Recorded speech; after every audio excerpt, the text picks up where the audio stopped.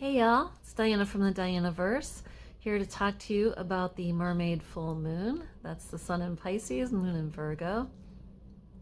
The celestial mermaid swimming through the cosmos. If you enjoy these videos, please like and subscribe so you get notifications of when they come out. And feel free to share them with your astro friends so that they can enjoy them too. Happy birthday to Pisces. If you are having a birthday coming up, happy birthday to you. So we're looking at the Pisces Virgo axis. So this is dissolving boundaries versus using your discernment. The mermaid has its tail in Pisces, the sign of the fish, and then also the water element. And the head is in the priestess sign of Virgo, which is an earth sign. So put those two together and you've kind of got mud, right? But Pisces can be a little murky, and Virgo can be the earth that gets you on the solid ground with that. So they kind of work together. This is a really great moon for manifestations, filtering out the things that you don't need and kind of building the path that's taking you forward. Spring cleaning, decluttering would be some good things during this time. Virgo is ruled by Mercury, which is information. In an earth sign, that's kind of the body that's doing that. The body's intelligence. So you want to listen to your intuition and really come from a heart-centered place with this more than necessarily going through things in the mind. If you get stuck in your mind, you may be overthinking and obsessing about things. So bring that back down into the heart chakra and kind of feel what's the best path for you based on what you're feeling there. Pisces in the water sign is about letting things flow, but not maybe going as far as overwhelm or checking out. Those are kind of shadow sides of Pisces. This is a siren song that can lure people into the depths, right? That mermaid energy. It's an energy that can hold gems for you, though. If you go deep with it, it can really help you manifest your vision in life. But it demands respect. It demands honoring your soul's purpose. This can't be about shallow things like, oh, I just want to go shopping, or that kind of energy. You want to make sure you're really respecting your soul's purpose and the things that you're choosing to do. And all the mythos that you hear with mermaids and siren songs, the hero is on a journey and he has to prove himself, right? He has to prove himself worthy by conquering their shadow selves, by doing tasks or overcoming difficulties. On the feminine path, it's more about always leading with the heart's wisdom, that you make sure you're honoring your true desires, not just like kind of wishy-washy desires. There's a big move of Saturn into Pisces, so that can also help create some muddy quicksand going there. Saturn can definitely be a heavier outer planet for us, especially if in people who are lacking integrity. You'll see this out in the world stage. It's going to show us the needs of the soul of humanity. So people who aren't in their integrity, this would be a time when you might see people on the world stage taking a fall because things that they're doing might be exposed. We want to integrate our sense of responsibility as citizens of the earth, both for humanity and for the rest of the earth. We're connected to everything else out there, all the animals, the earth, the waters. We are interrelated with them. We don't exist separately from them. So anything we're not doing in integrity to keep things in balance in a structural sense in the world, those are going to come to the forefront during this time.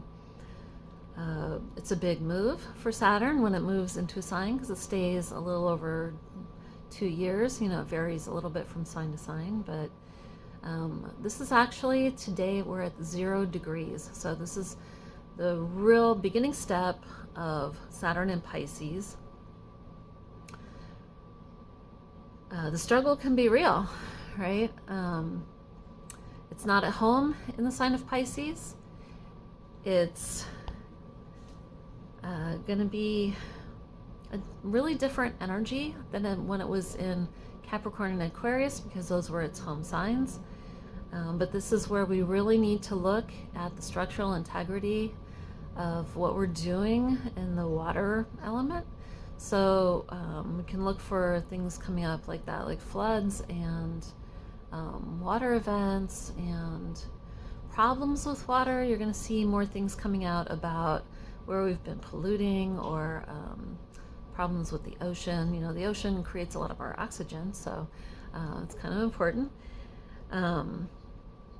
We may have more than one idea or choice before us, so there could be some false starts or dead ends on our path during this time, or simply changing our minds as part of our own healing process. We have to heal ourselves as part of the collective healing process. Some of this might not be easy as we go into territory balancing, going with the flow versus staying firm with our purpose. We might not totally have decided what that is yet. We're going to be exploring that. So leave a little wiggle room for changing your mind or having to start from scratch, as we're just starting into this with Saturn. So the full moon right now occurs at the end of Willow time in the ancient Irish Ogham tree calendar. I am working with the 20 tree calendar.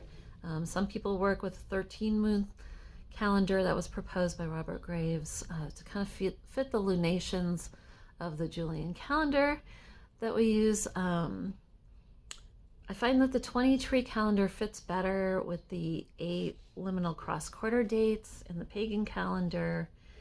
I've been studying this with Yuri Leach. I don't know if I'm pronouncing his name right, but you can find him on Facebook under the Ogham Grove, and he does talks about the ancient Irish Ogham calendar and the symbolism and spirituality of that.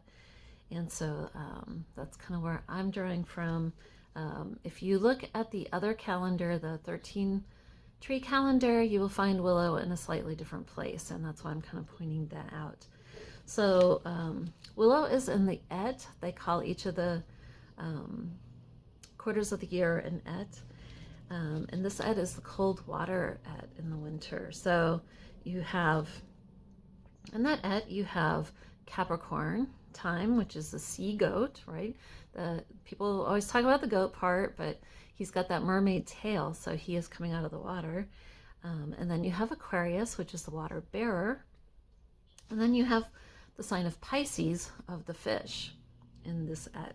So the ancient Celtic calendar would have been very aware of the Greek astrology. That was there was plenty of movement between those cultures at that time, so they kind of fit together pretty well.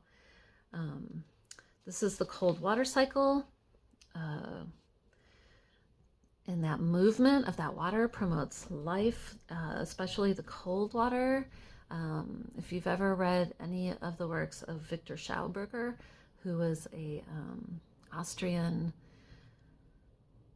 scientist, he was kind of self-taught, but he delved into a lot of things and really understand how a lot of things function in the natural world. He worked with forestry, and he proposed that cold water, specifically 4 degrees Celsius, which is about 39.2 degrees Fahrenheit, was the optimal temperature for growth, for renewal of life. Rain that fell, that came down at that degree, would initiate life. So you see life starting in the spring when the water is cold. Cold water holds more oxygen. That's been proven by science. So this idea of the cold water is very healing. It's a good healing energy. It's a good energy to work with at this time in our life. Anything that you need to heal in your life can kind of tap into that water energy this time of year. Pisces season is about wrapping things up. We've got Pluto in the very final degrees of Capricorn will be moving into Aquarius. So it's on a longer healing cycle overall than just this year, because Pluto moves really slowly. It's about 20 years per sign. So we're just going to be moving into Aquarius. That's going to be coming up really shortly. Pluto moving into Aquarius. So we're going to see some weird stuff coming up with technology and stuff in the next few years, but it's moving towards that Pisces also. And the other planets have been moving through these cycles before it. And so we have Saturn this year moving into Pisces. So if you have your Saturn return, get ready for that. Not necessarily something you have to be afraid of, that Saturn return, whether in your first or second, or the lucky people who've lived long enough, their third Saturn return. I just finished my second Saturn return. It was actually really healing and really good for me. So Saturn is not always a negative force. It depends where it is in your chart. It can depend on whether it was direct or retrograde. You can find your birth chart at astro.com for free. Look under their horoscopes tab and click on chart drawings, and you can see where the planets fall for you. You'll need your time of birth to do that. If you have that, though, you can get a free chart and kind of see which areas these things fall for you with these planets. So we've got immediate things going on, immediate healing, and then we've got longer range things that are going on for healing. So keep in mind that you have just like we always talk about in life, you have short-term goals and you have long-term goals. So that might help you kind of organize your energy. I've been spending some time with Willow, some healing time with Willow recently. I went down to the Sound by the water and was in the embrace of this really old mother willow tree who is reaching out to the sea. There's this sort of silky energy with Willow, and felt embraced with that, did some meditation and gathered some branches, and then spent time peeling the branches. Yesterday I did that almost all day, peeling those branches, really connecting to that willow healing energy. If you want to know more about the Om calendar and the healing of Willow at this time, join me over at Patreon. I just did a little post about all of these things on there.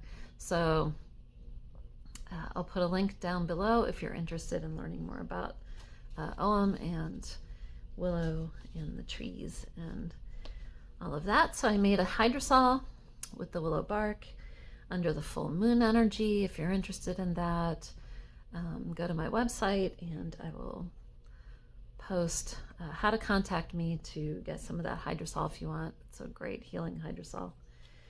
And in true Pisces fashion, right, I'm posting this, and the full moon happened at 4 a.m. this morning, and I knew the time was coming up and wasn't super focused on it, so I didn't get this out till the day of the full moon.